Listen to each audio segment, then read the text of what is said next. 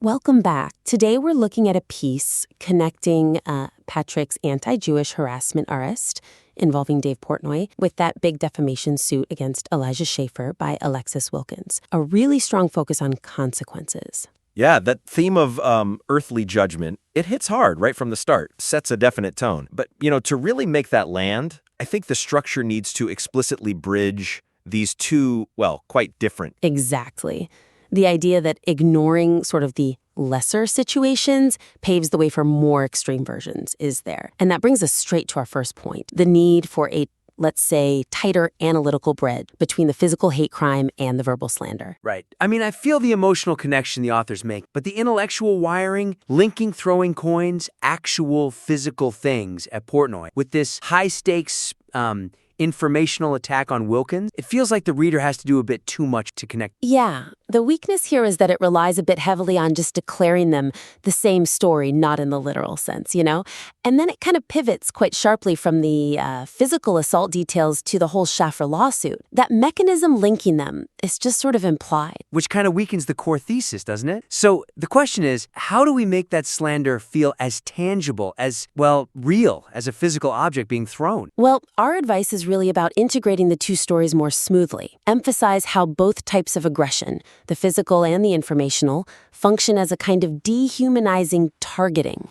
Okay, so framing Schaffer's post, even without a caption, as a sort of parallel attack? An escalation of the same basic malice? Precisely. So instead of just laying the stories next to each other, you could explicitly frame Schaffer's action, publishing that photo, which the lawsuit says puts a target on Miss Wilkins, frame that as a kind of informational projectile. Ah, I like that.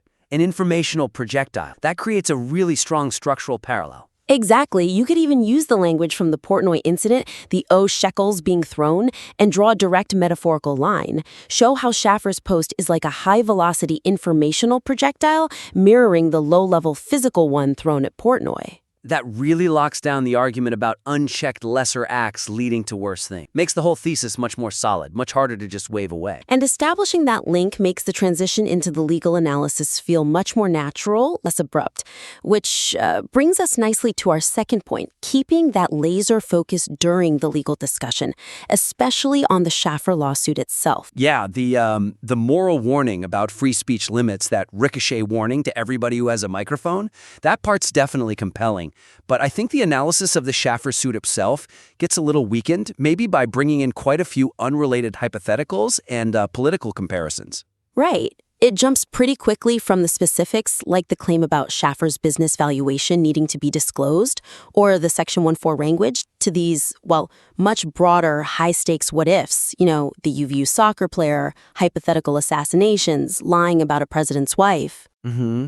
And those examples, while maybe interesting in themselves, they kind of dilute the power of the specific Schaffer case you're analyzing. The momentum gets lost a bit when it zooms out so broadly, and it risks pulling focus from what might be the strongest bit of evidence. Which is Schaffer's own previous statement about taking legal action against people accusing him. Exact, that internal contradiction. So the advice here is really to, prune that section back a bit. Keep the focus almost entirely on the unique aspects of the Schaffer case itself. Maximize the impact of that hypocrisy. Yeah, make it more personal and specific. So, for example, maybe just cut the references to Candace Owens or Erica Kirk. They feel a bit tacked on. Instead, really center the argument on the irony, the hypocrisy shown by Schaffer's own words. You've got the quote right there. Making an untrue and defamatory legal statement online about me will be met with legal action. That's the linchpin, isn't it? It really is. Just highlighting how that statement shows he absolutely understood the power,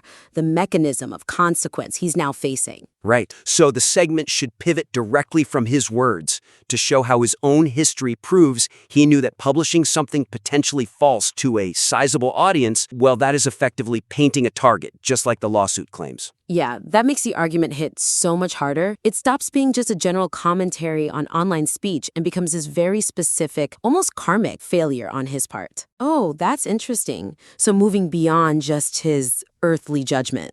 Exact. Because the piece frames it mostly as an individual getting his comeuppance, a warning to watch your mouth. It notes he profits from churning controversy, sure, but the weakness is that it doesn't fully explore the potential legal impact of successfully suing over an implied accusation. Right, the whole posting a photo with no caption thing. Yeah, which implies something massive like foreign espionage against someone connected to a powerful figure. Yeah, so the suggestion is explore this case as a potential landmark. Could it help define liability when commentators use that kind of ambiguity, that implication hiding behind the no caption defense to spread really damaging stuff in these, conspiratorial corners of the internet? That feels like where the real originality could come in. Moving beyond, he told a lie and got sued, to what does it mean legally when you imply a lie?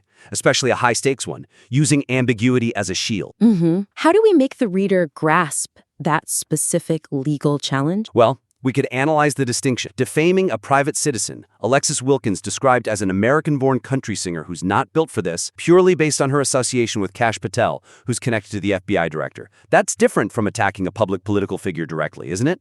Absolutely. It's about weaponizing association through implication against someone not really in the public square in the same way. Right. And the key, I think, is analyzing how the lawsuit seems to be using Schaffer's reach, that sizable audience, and his profit motive, the self-enriching clickbait, as direct evidence of malicious and knowing lie. That's the part that could potentially set a new standard, a new bar for accountability for online figures who play that ambiguity game. Okay, so concrete examples for improvement might involve spelling out what that new bar could actually look like. If a court says, yes, your huge audience and your history of clickbait do suggest you intended malice, even without an explicit statement, well, that changes things, doesn't it? It really does. It shifts how you prove intent when someone implies something catastrophic rather than saying it outright. It elevates the whole piece from just a moral critique, however strong, into some really potent legal commentary on where online accountability might be heading. And that ties everything back together nicely, doesn't it? The core idea is consequence for targeting,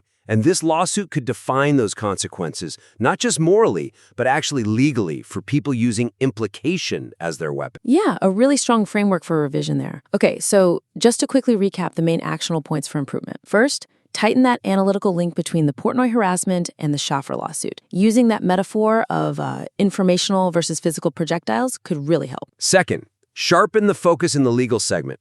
Minimize those distracting hypotheticals and really zero in on the hypocrisy revealed by Schaffer's own prior statements about legal threats. And finally, expand the discussion around the Schaffer suit itself. Explore its potential broader legal significance. Could it set a precedent for holding online personalities accountable for dangerous implications, not just direct statements? Absolutely. That core argument about consequence is really strong, and digging into these areas could make it even more compelling. We definitely encourage you to refine the piece with these points in mind, and please do send a revised version back our way for another look.